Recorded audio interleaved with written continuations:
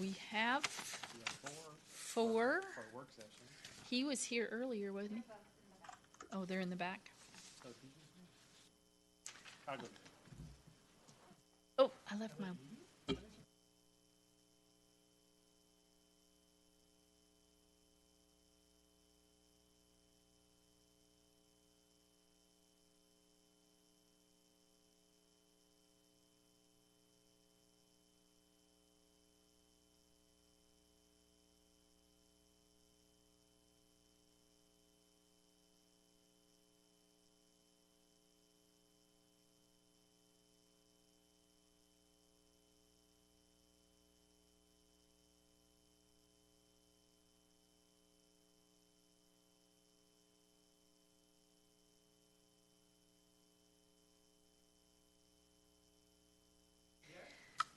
We are waiting for two to get into the room, so we're almost ready to start.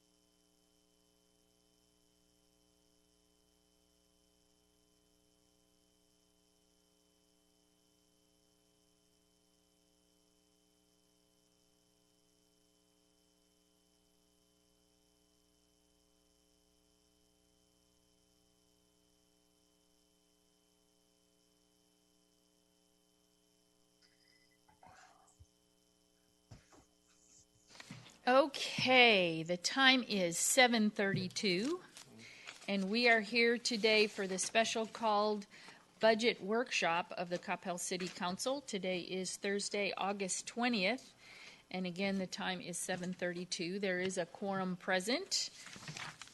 So I call the meeting to order. And we have no individuals who have signed up for citizens' appearance or no emails to read into the record. We did have one individual show up here, and he wants us to open the library. So, other than that, we will move to item 3, which is budget discussion. Did you want to right over to Miss Jennifer? All right, Mayor and Council.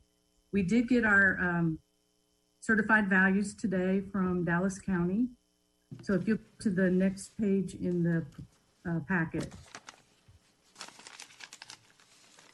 Okay, this shows that our certified value is $8,389,096,043, and it's a 4.27% increase from the prior year. Now, this is Dallas certified, but Denton County is still preliminary numbers. We won't get their certified numbers until sometime in September. We were going off of a 4.95% increase. That's what we were basing our original projections on. So this is fairly close to what we were anticipating. If you go into the middle section, will show you over the past come back down. There, thank you. Over the past 29 years, our average decline has been 5.53. Our highest decline has been 11.64, and our lowest decline has been 2.19. But then now, if you'll go down into the historical data, if you look over the last 3 years, we are seeing declines increasing. So they're more than the average decline over the last 29 years. And this time we actually experienced a 9.49% decline from the value that we receive in May, the original value. So that is what we've received information on today, as in our values. If you'll go to page 3, that'll give you the breakout of where the values are. You can see that of the 8.3 or 8 billion 3, 2.2 is coming from commercial industrial, 4.7 is in our residential, very little ag land, and then 1.4 is our BPP. But you can see where the increase came from was in our residential and our BPP were the high ones.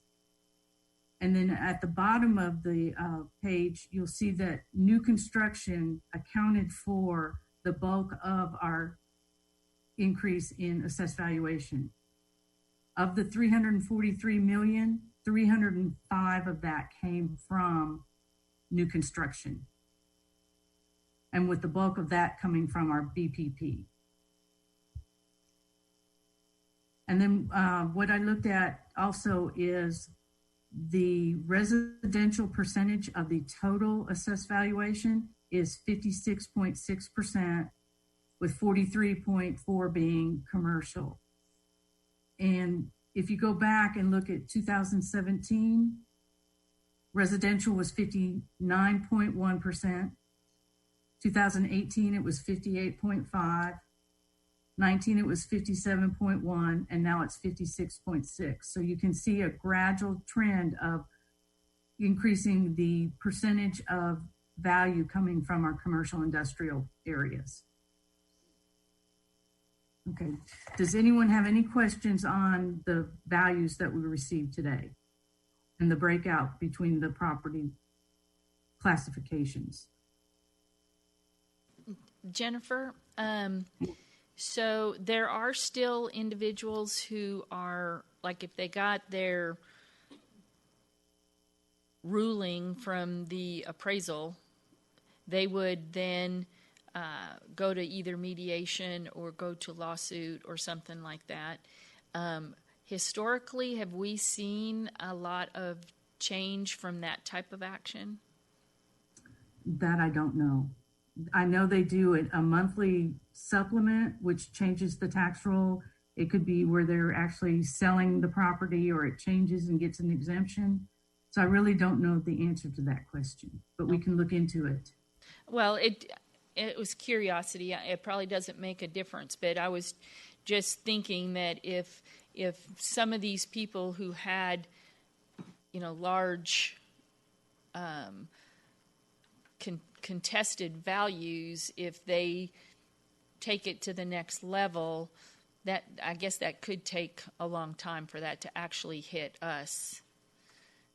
And yeah, we may not. If it was something, say, in last year, we may not see that till next year. Okay. Thank you. Mm-hmm. I have a question, Mayor. Yes, sir. Jennifer, I was looking at the BPP, and I was looking at the 2020 taxable values. The commercial and industrial residential percentages are relatively the same, and it's varied over the last number of years. Kind of one's been up, one's been ahead. Mm-hmm. But the one thing that I was curious about, is there any rationalization, or do you know why for the last 3 years that BPP has been significantly higher than the rate of increase of the value of the properties? No, I have no idea what would be behind that, other than that's what they self-report the BPP. Okay. It's just, I find it interesting that the commercial or the property values are consistent, but that BPP is much higher, at least for the last 3 years. So, okay, thank you. And if you look at the bottom portion, you see that BPP declined in the ones that had already been on the books. So it could be where you have a company that was on the tax roll last year, they moved out and we got a new company in. So then it would show as new construction because it would be a new person. So we could have all sorts of that kind of things happening on the tax roll with BPP. That just may be an artifact of businesses setting up new shop in town.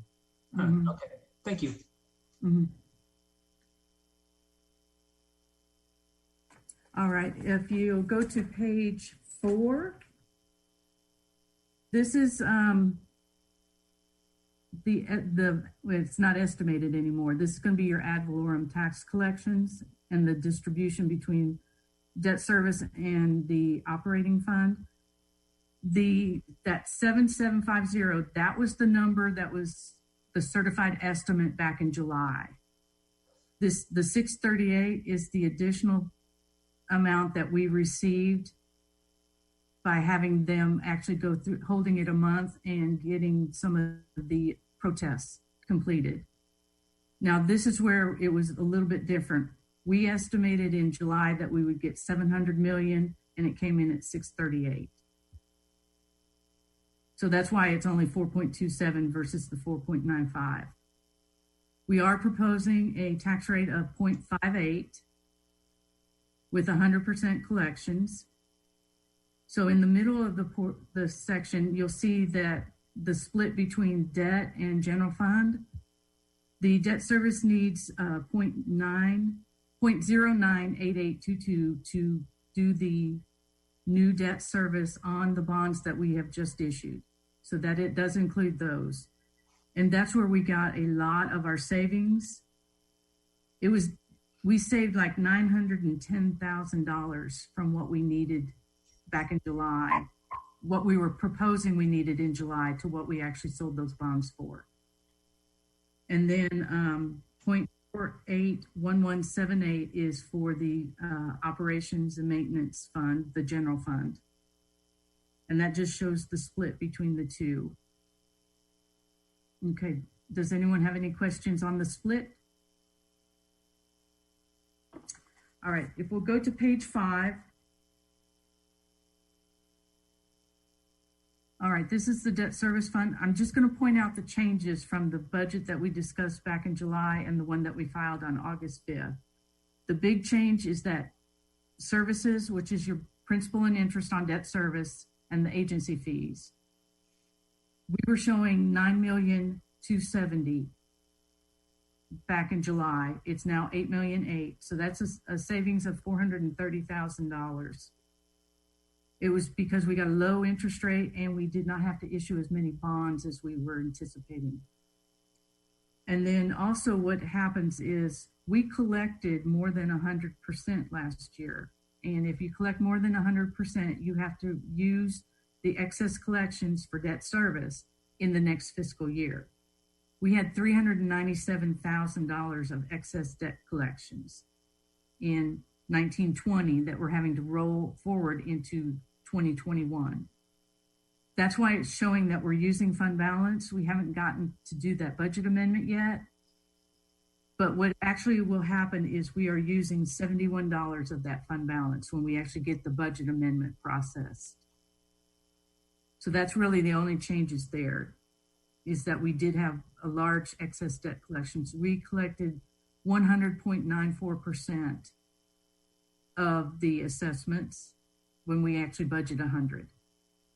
And that's because of the change in values that happen from month to month.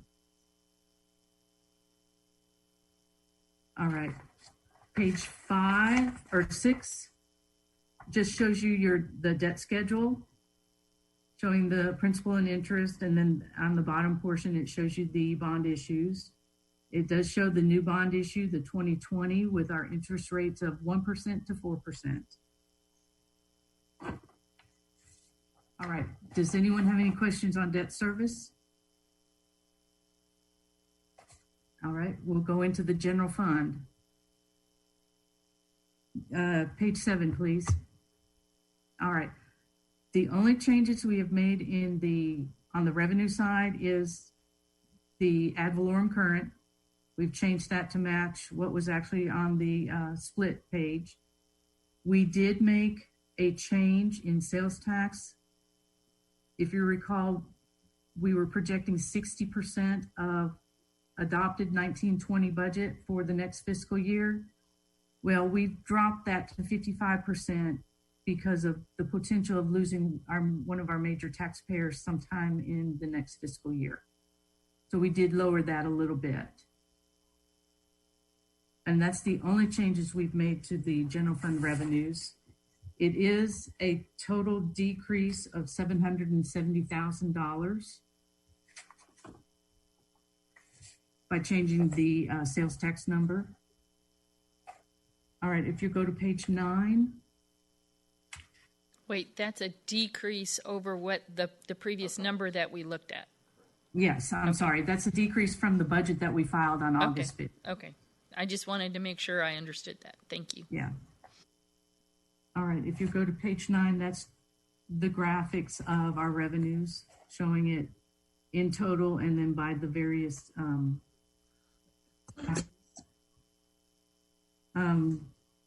you see sales tax is estimated to be about 17%, where before in the past we've been running about 25%. And that's due to the proposed ruling and then the proposal of the potential of losing one of our major sales taxpayers that we had projected we would keep. So property taxes are now about 63% of the total funding sources when it was in the low 50s previously. All right, if you'll go to page 10, and 10 through 13 are the expenditures to the general fund. We have not made any changes to those from the budget that was filed. So it shows that on page 13, our total estimated expenditures are little over $64 million.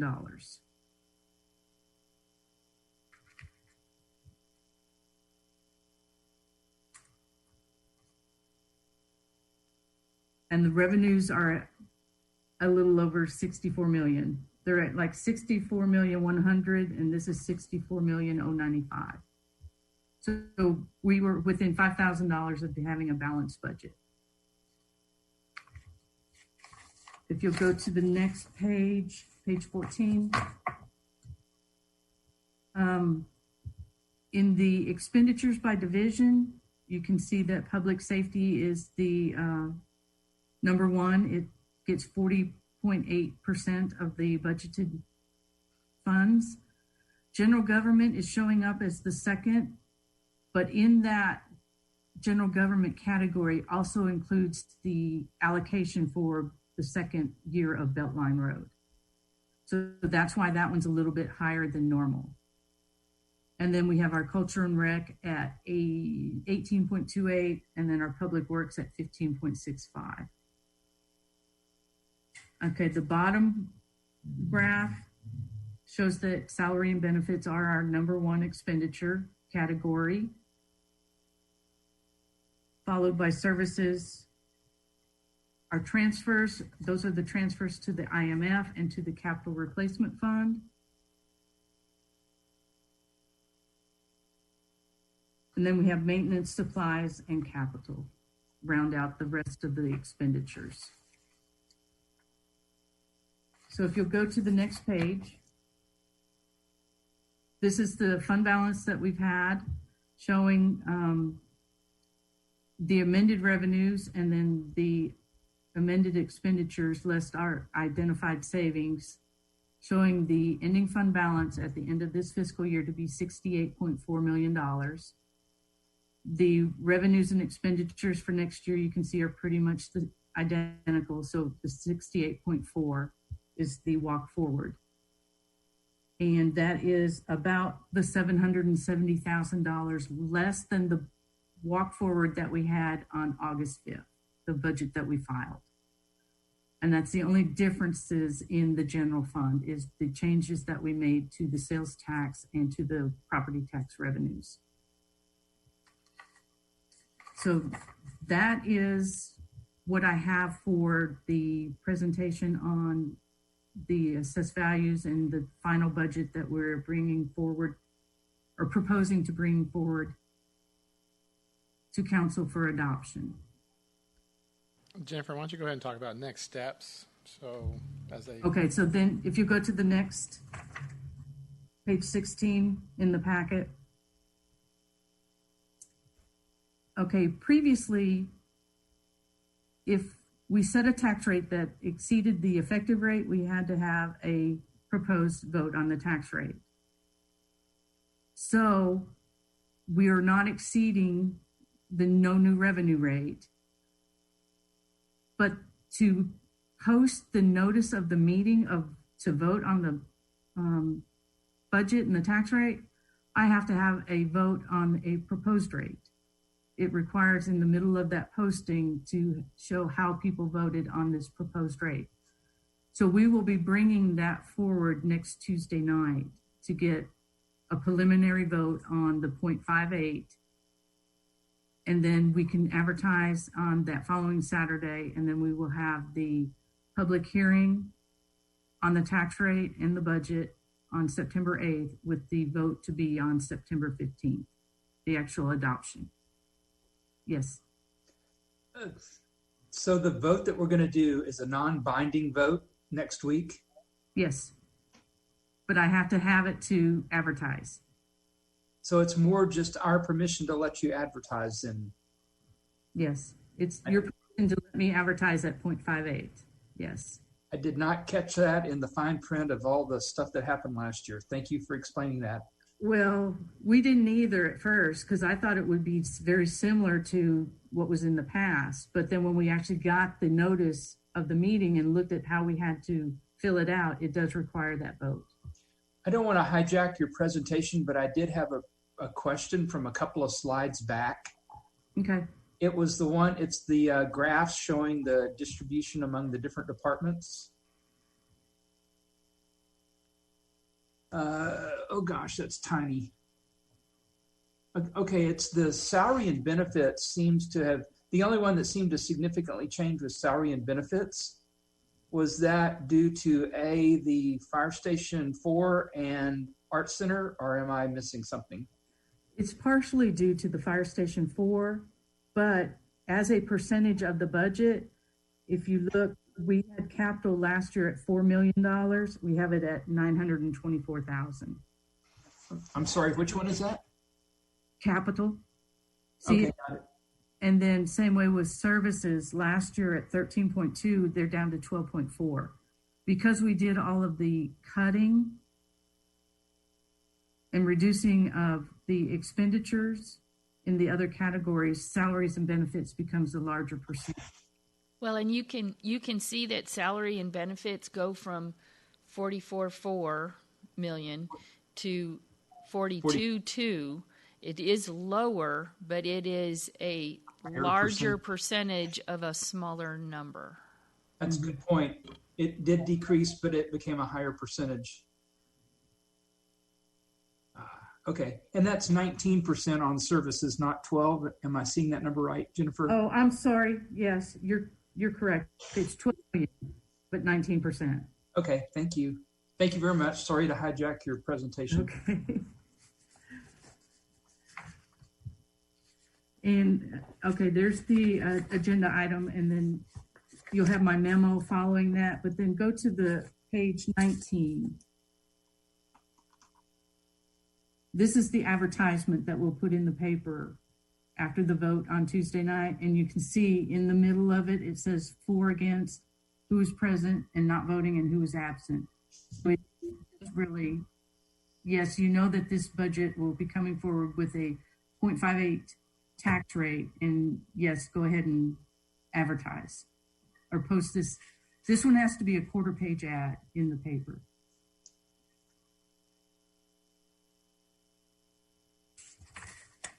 And as you can see, can we make that a little bit bigger? Okay, you see that the no new revenue rate is the 0.638729. That's the value that was calculated in July, because that's the value that Dallas County Tax Office was doing all their calculations off of. I've done a real fast calculation. It's not official, it's not certified or anything like that, but even with this new value, our no new revenue rate is 0.586761. So we're still below the no new revenue rate.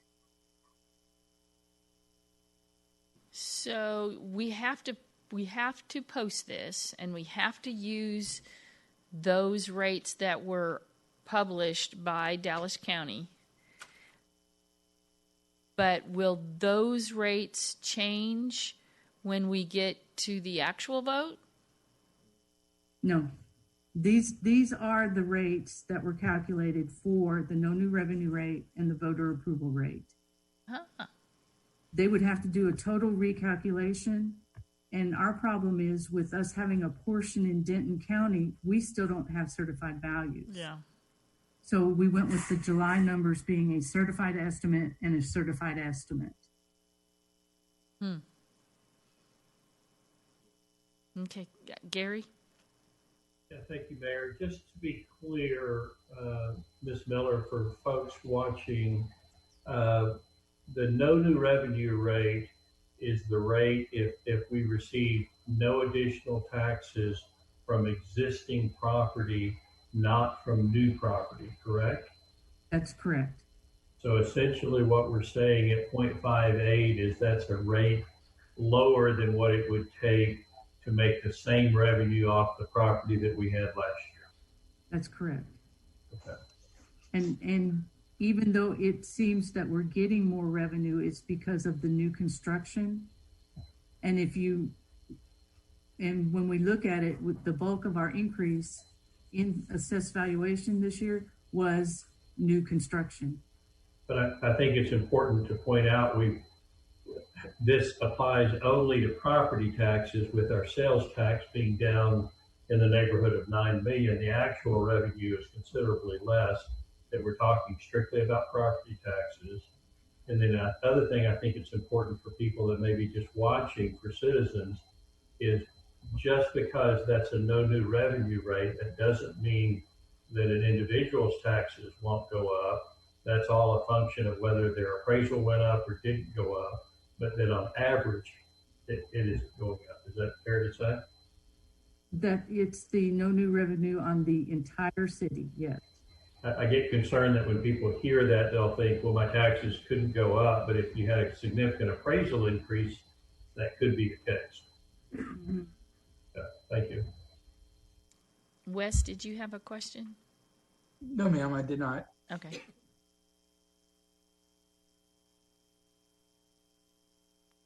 So this is the notice that's going in the paper. Are we doing something right next to it that says this is what this says? Hannah and Brooke are already running that program. I don't know about the parallel ad. I don't know if y'all have seen what we put out, but there's an infographic. I like the infographic. It looks great. I'll ask her tomorrow morning, but I know the infographic is available web, social media, and I don't have an answer if it's running parallel to that. Okay.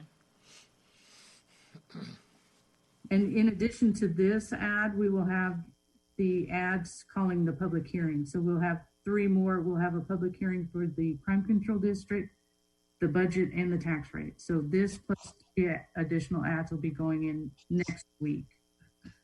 And so we are having the public hearing on the same day that we are voting? No, we are Okay. not. Okay. We're having the public hearing on September 8th, and we're voting on a special called meeting on September 15th. 15th, okay. Oh, that's why we're having all those meetings in September, that's right. They're on my calendar. It was like,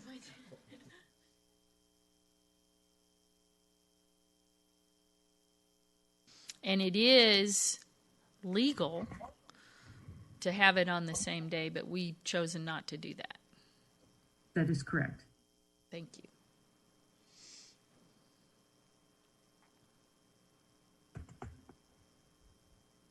That's all I had for the budget presentation.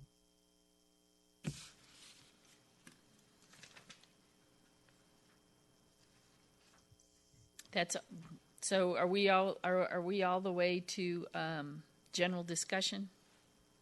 Oh, yeah. I Yes. did it all. Yes, one we are. swoop. Does anybody have any comments, questions, thoughts about Mr. Roden?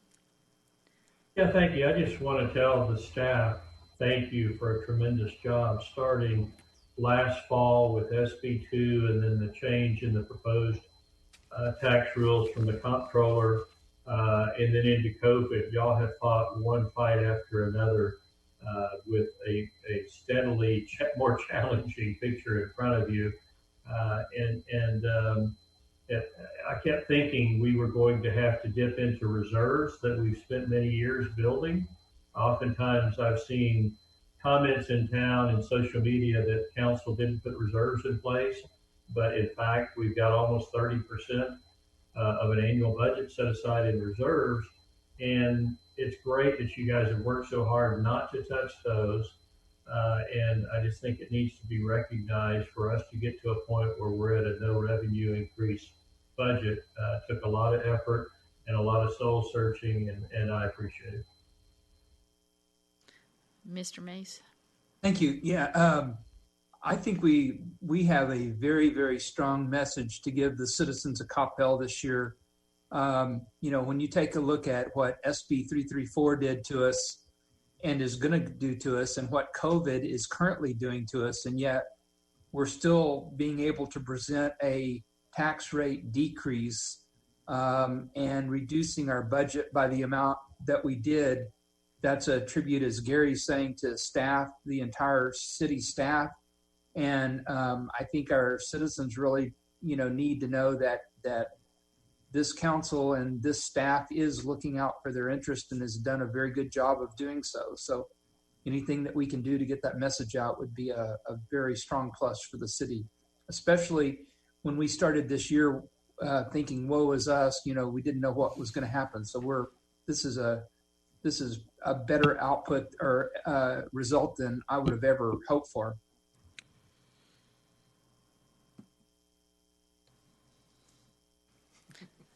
Bijou. Thank you, Mayor. Now I forget to look both sides here. I showed up here today. So thank you, Mayor. I have a question for Mike. We are talking about the general fund here. Obviously, the tax rate is decreasing by 0.68, which is a good news. Can you talk a little more about the CRDC fund, which we completely collects from the sales tax and the expenditure associated with that, since we are expecting lower sales tax revenue? Yeah, and just very quickly, as the presentation of the CRDC fund, if you recall, it ended up in the positive position for next year, and there weren't necessarily projects that are committed for until they are brought to the council or the CRDC. So with the reduced revenue, right, from a budget standpoint, and this is purely on paper, obviously we're going to have to be very judicious in what projects we bring forward for the council and for the CRDC to approve. The objective is not to go into the red, it's to stay in the black. What our hope is that as we go through what we're dealing with COVID on sales tax, that we actually end up doing better than what we're projecting. As Jennifer mentioned, the particular company is announced that they're moving in May, but I'm not so sure that that's exactly when it's going to happen. So that has an impact on their numbers. But the best answer I give you, Councilman Matthew, is that we're trying to be as conservative as possible. And the CRDC, just like we've done in the past, will bring forward projects as we have the money in place to be able to do those projects. That's the way it's going to function. That's the way it should function. And y'all have an opportunity to weigh in on those projects as they come forward. Yeah, I see that about 9 million, close to 10 million is reduction in sales tax on the general fund. Right. Obviously, that's going to impact on CRDC. It'll impact CRDC and the IMF. crime Yes. control. Crime and street. control, yes, yes. Basically, I think it's what we talked about earlier. We're still going to do things that just won't be maybe as much. Right. As we have done in the past. It's just going to be a little bit slower. But you've taken a position, and we talked about this a few weeks ago, to basically, pay as you go. The debt that we issued was for infrastructure. We're going to be talking about that Tuesday night on the 25th with Beltline, because we talked a little bit about that before. So for the large projects that are infrastructure related, we'll still be talking about using debt. But as far as the other projects, it'll be on a cash basis and build the cash up, then go do the project. Yeah, thank you. I have one more question for Jennifer, Mayor.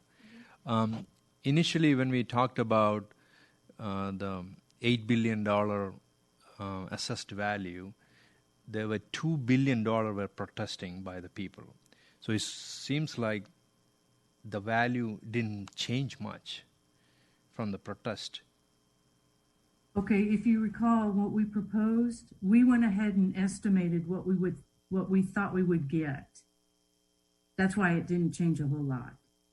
Okay. So when we Their value Right. with the protest was that top number of $7,750,000,000. That was the value that they certified.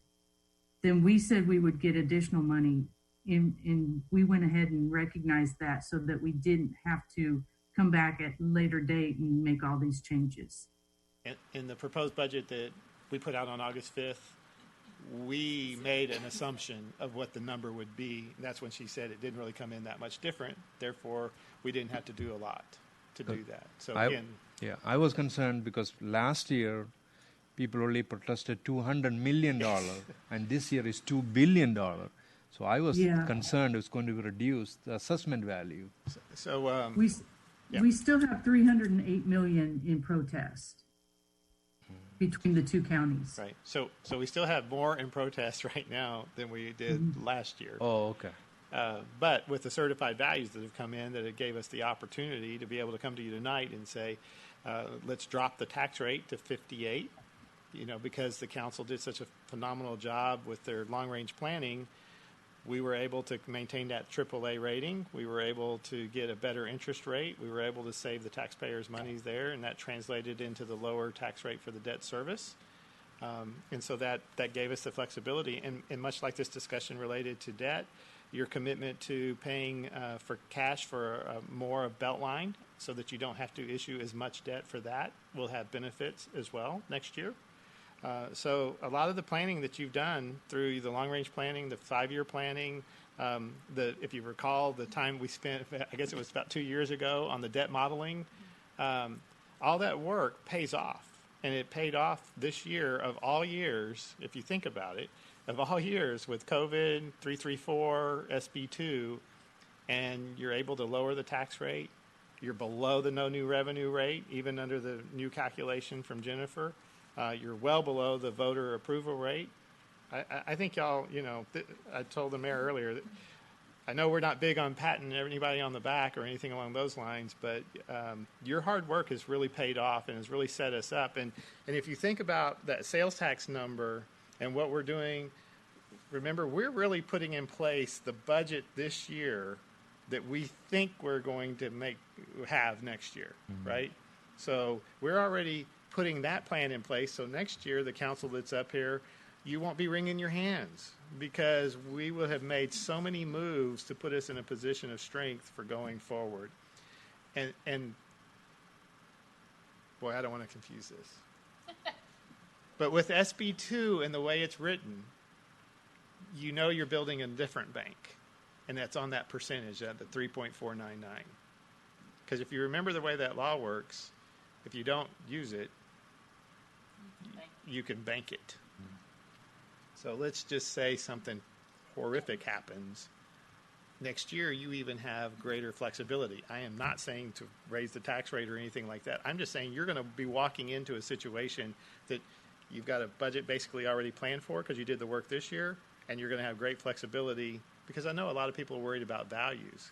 Now, I will say in Coppell, houses are selling, and they're selling at good prices. So anyway, I just want to commend the council. Yes, the staff's done a great job, and we've been working on this tirelessly since last summer. There's no question. But your support throughout all this has been tremendous. And when we came to you a few weeks ago and we talked to you about just the sales tax this year, I asked Jennifer this afternoon if she would just give me what the estimate is, even with the reduced number. And it looks like, if I remember right, Jennifer, you said about 19.3. We had budgeted 19.7 originally. That's what we talk about as far as the reductions are concerned. But May, we came to you and said, we're making an amendment based on COVID, what we think is going to happen, being conservative. And we made all our reductions this year in expenditures. And I believe it was 14.7, I think, or 14.5 as far as the sales tax is concerned. And so here we are coming to you and talking to you about a $19.3 million. And so you gave us the green light on finishing out the capital this year, which is greatly appreciated because guess what? The infamous water truck is going to be on the agenda Tuesday night. And it came in lower than budget. So anyway, so you've just created some tremendous flexibility, and we just appreciate your support as we've gone through this as well. So that was going to be my closing comment. So there you go. Thank you, Mike, and thank you, Jennifer. Anybody else? I have a thought that I would like to share with the council. Mike just kind of set it up perfectly. I know he always talks about how the council did this and the council did that, and like Gary had mentioned, we are very thankful for a staff that does the yeoman's work. Like Wes said, we have a great story to tell. And we are probably going to finish out this year ahead of budget, primarily in the sales tax area. And this budget here doesn't have anything in it for raises for our employees. And a thought that if we could at least give a one-time bonus of some kind after the, or in the, take the, whatever the funds are that is higher than what was budgeted, maybe a portion of that to be able to spread out. I did mention this to Mike, and he's done a little bit of noodling on it and thinks that we can do it. And so what I'd like for him to do is to talk a little bit about how we could get that accomplished, and then see if anybody else has a desire to move forward on a one-time situation that would not change the budget for next year, and that, you know, you wouldn't be building on the budget for the coming year. But this has been a very tough year for everyone, and our staff has brought us through this season in stellar fashion, and I would like to see if we could give them a little thank you.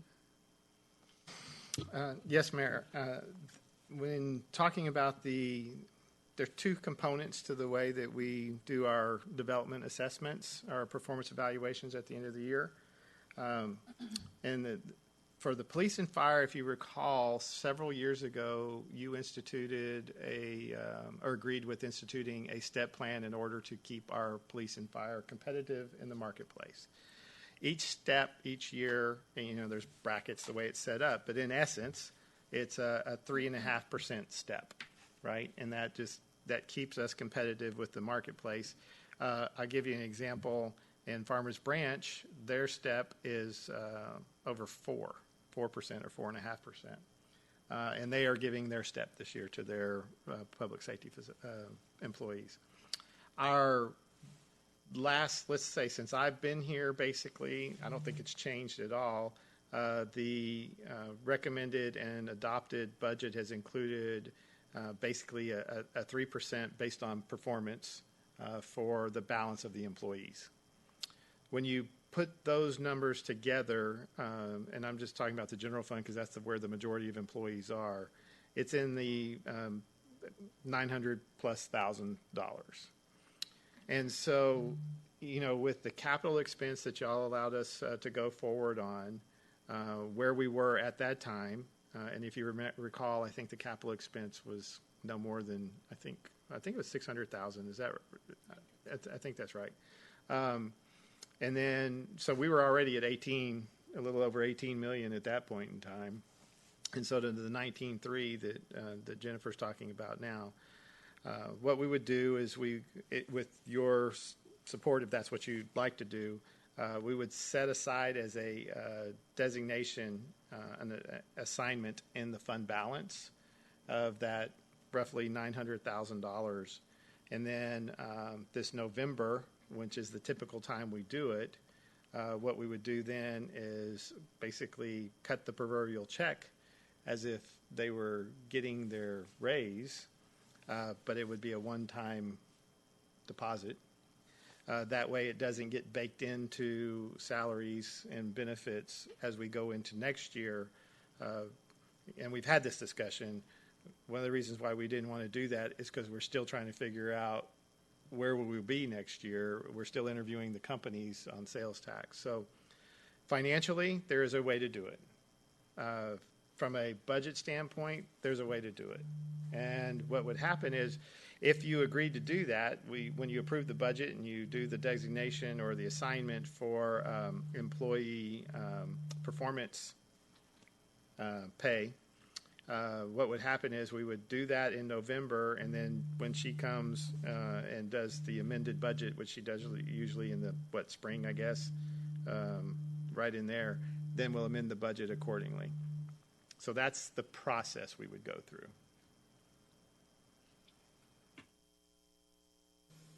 I don't know if that makes sense to everybody, but I think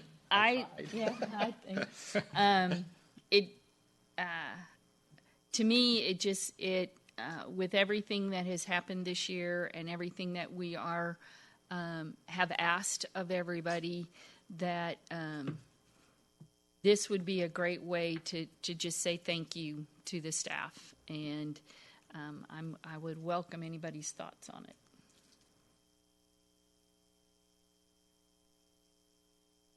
Mr. Roden. Yeah, so I guess I got a little bit lost. The value, the 900,000, would be equivalent to what we would have expected for raises this coming year. Yes, sir. That includes benefits. I mean, because if you do that, you've got to pay TMRS and those kind of things. So, yes, if we were to just have built it into the normal budget, you would have seen personnel cost increased approximately $900,000. And just to reiterate, the value of doing it this way then is it doesn't ratchet up the next year as we're trying to evaluate this brave new world that we live in. That's correct. It would be a one-time, and it doesn't carry over and isn't built into next year's numbers. And the reason that this is essentially budget neutral, can you help me understand that? Well, what would happen is you're taking I'll call it the increased sales tax, which was not anticipated because we made the amendment back in May. So in May, we said the estimate for sales tax was roughly 14, I'm just going to say 14 and a half, just for the sake of discussion. And then last month, when we got our sales tax report, when we came to you, we were already at about 18 or so. Right, Jennifer? Is that right?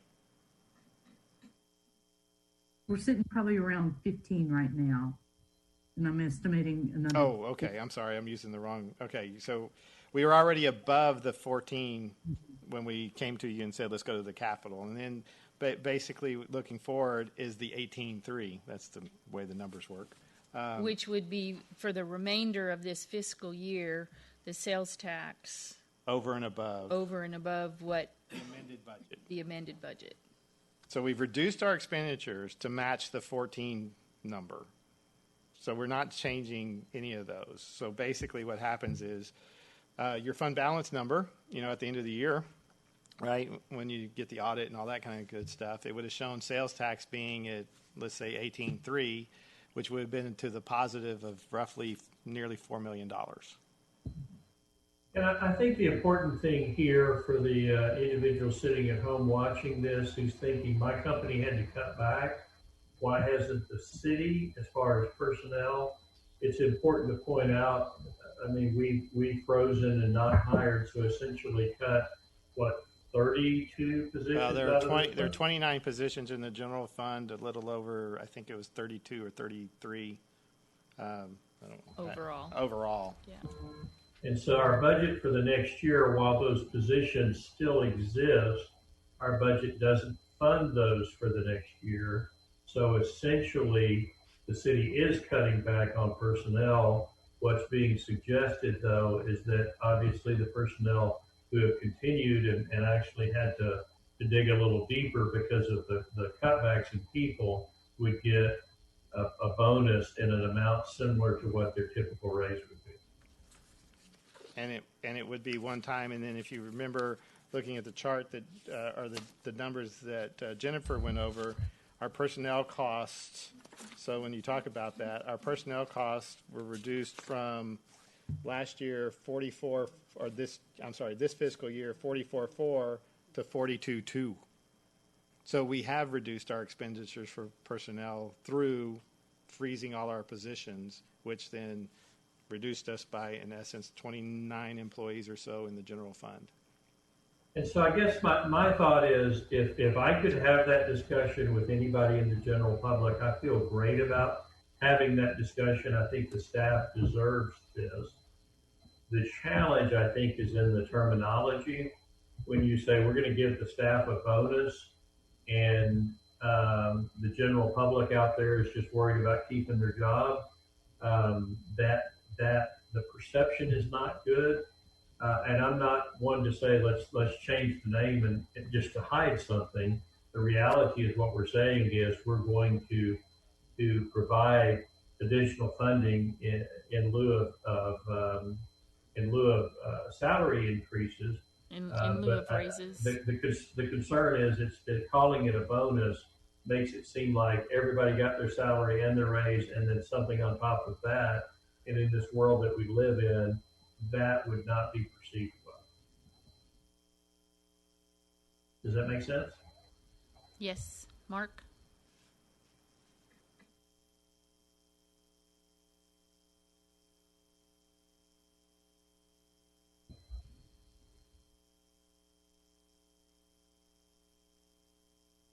There you go. Okay, there we go. Sorry about that. That's okay. There's no doubt that the staff has done a fantastic job on getting this budget in line. Everybody's worked so hard. But I think it sends the wrong message to our citizens.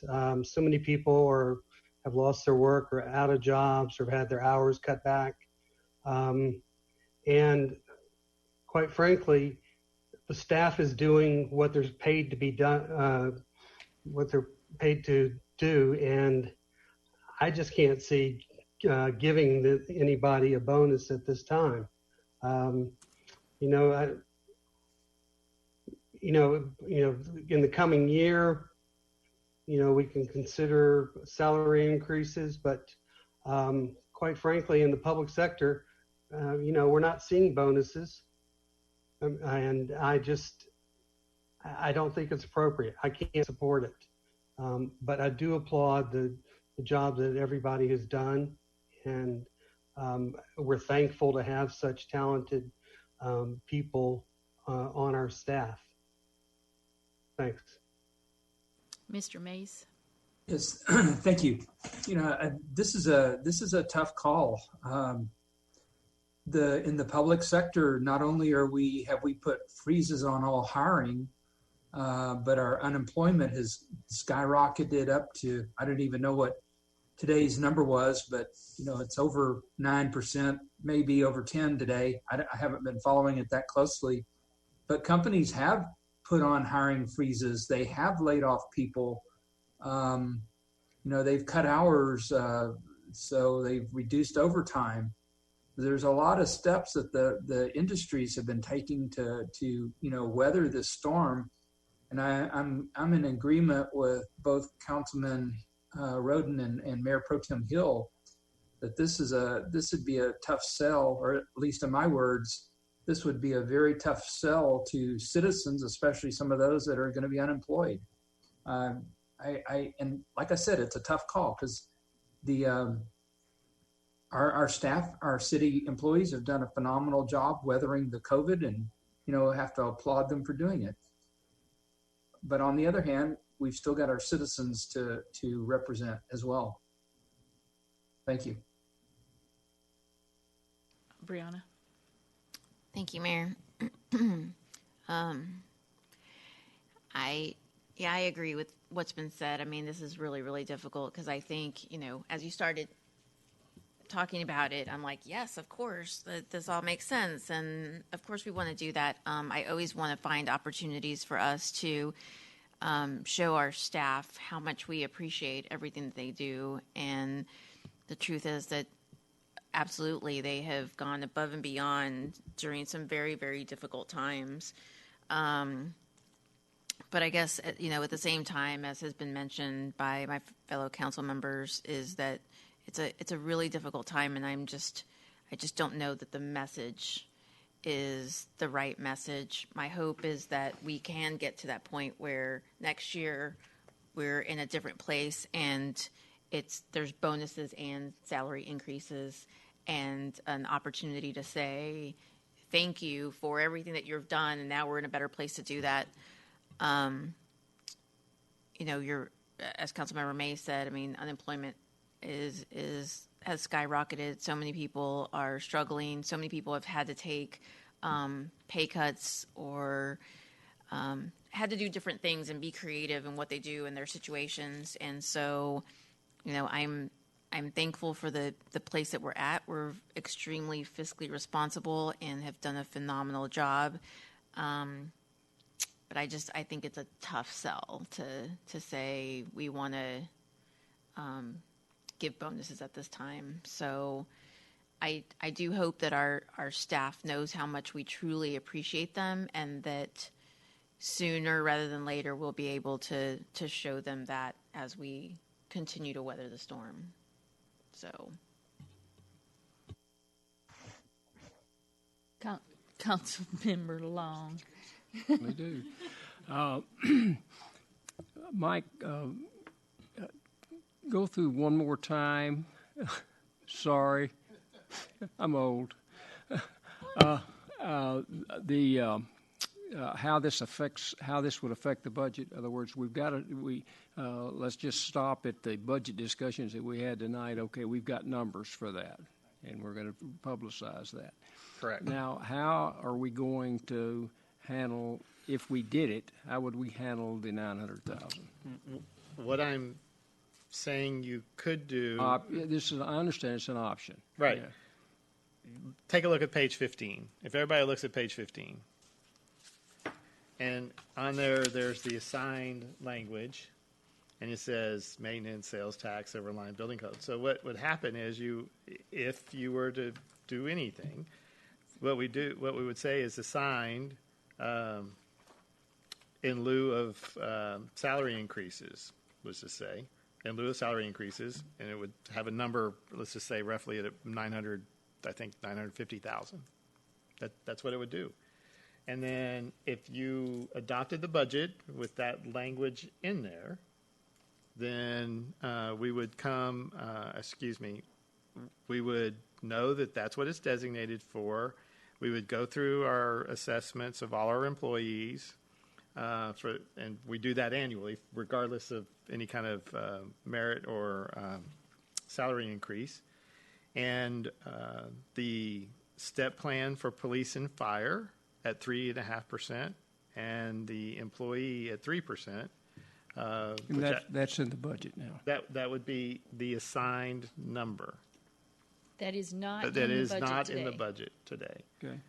And then we would, in lieu of a raise that continues on and compounds, they would get that payment in November, which is the time that the salary increases normally go into effect. And then Jennifer, at a later date, as part of the natural process of the budget, would come, like she does, and says, okay, we're going to amend the budget because you've done X, Y, and Z. That means it would go from the assigned amount then into the budget itself, right? So you're familiar with that the process. Infamous budget adjustment. With the budget amendment, Mm-hmm. right. Mm-hmm. It's, for example, Old Town signage started going up. So you see a line item on here under assigned Old Town signage. Well, guess what? In the budget amendment, it'll have Old Town signage. It will move from this location into the budget. Does that make better sense, I hope? Mm-hmm. Okay. Mm-hmm. Yes. Thanks for helping the old man out. No, it's okay. It has nothing to do with age. It has everything to do with the person communicating it, and apparently I'm not. I'm trying. So use those examples. Yeah, talking about people who are communicating.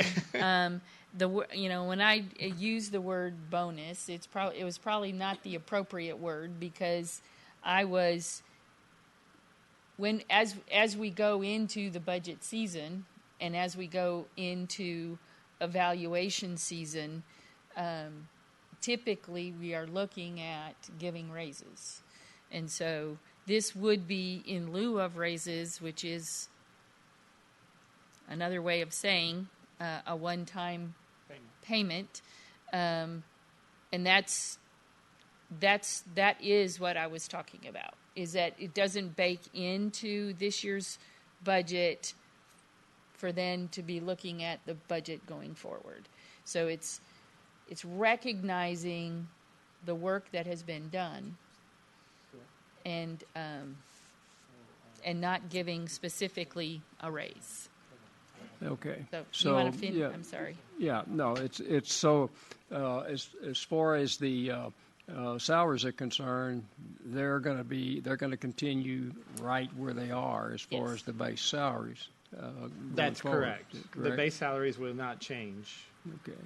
So when we're at this point next year and talking about increases in salary, that's a separate item altogether. Yeah, I mean, And it'll be coming off of what they're getting paid right now, as opposed to anything like the salaries plus any additional compensation that came that as the a result council. of a raise. Okay. Right.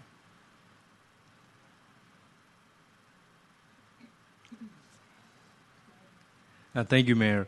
I also would like to echo the sentiment we have with the staff. They are doing a fantastic job. We have high-performing individuals in our staff, starting with the Mike. Every time I ask for a report, he turns around, producing within no time. I'm sure he's delegating that to other members. Okay. No, that's all me. No, it's staff. It's not me. So, everyone that I interacted with in my 2 years here, exceptionally well. They do a good job here, and I'm very appreciative about the hard work they are doing during this time. I also have some reservation about making this one-time payment when a lot of people are losing jobs. I know in private sector, my friends are taking 20% pay cut. And I just saw a Facebook posting today. The mayor of Dallas is proposing 1% to 25% pay cut for administrative staff. He just proposed a budget today or a couple of days ago. So even in the municipal government, people are looking to ways to save money and furlough people and doing all sort of creative way to save money for the taxpayer. So it will be difficult for me to support this one-time payment. Thank you. Okay. Anyone else? 300. It's 300,000. Each percentage is 300,000. Yeah. See, I was anticipating. Mr. Roden. Just a quick question. Does this decision have to be made now, or could we revisit this in November? Oh, no. You don't have to do this decision tonight. You don't have to do this decision on September 8th. You don't have to do this on the September 15th. We're going to close out the year with the sales tax, whatever the sales tax number is going to close out, and we just believe it's going to be a higher number. So you're absolutely you can talk about this at any council meeting that you choose. Well, that's my suggestion, is that we see how things progress with the economy and all the challenges that we have, and revisit this maybe after the first of the year.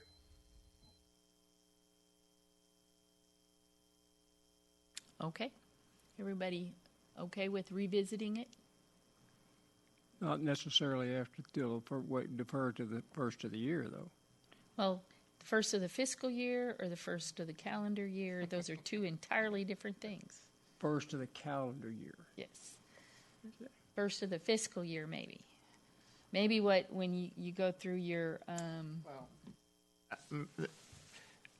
Correct me if I'm wrong, Jennifer, we will get October sales tax number will represent September. No, will represent August. So it's November sales tax number that will represent September, and that's when you close out the year. And so the conversation could be your one meeting in November, your one meeting in December, or the 1st of January, but you will have, even though the audit won't be finished, you will have the finish out numbers for 2019, 2020. So knowing that if I'm hearing you correctly, then I would say the best time, that meeting in November is November 10th. So the meeting in December actually will be the best time to have that discussion, because we probably won't have the numbers by November 10th. And we should have a soft close of the books sometime in November, and that we'd have fairly close numbers by that December meeting. Right. So I could ask Ashley to put it on a work session, just, designate it for, that's, and well, who knows what world we'll be in. That's typically the night we're doing the boards and commissions, but in the Zoom world, which we probably still will be in, there won't be that kind of reception going on. So you'll actually finally have more time in your December meeting to have this discussion that you normally don't have, because it's always rushed. So we'll just designate that, if that's okay, if that's what I'm hearing, we'll designate the work session in December. I don't know what day that is, but in December as being the work session that y'all can discuss and close out of the year, the sales tax number and employee salary. We'll just leave it at that. Is that okay? Is that okay with everyone? No. Okay. Wait. Sorry. Not with me. I think we need to wait until after the first of the year, if not longer. Well, we can have that discussion in December. Say, okay, I'm not ready yet.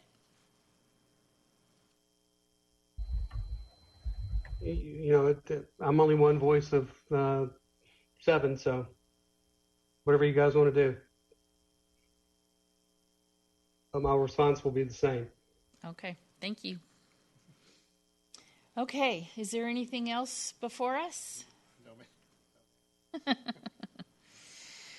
Okay, with nothing else before us, the time is 8:38 and we are adjourned. Thank you, Jennifer. We really appreciate you.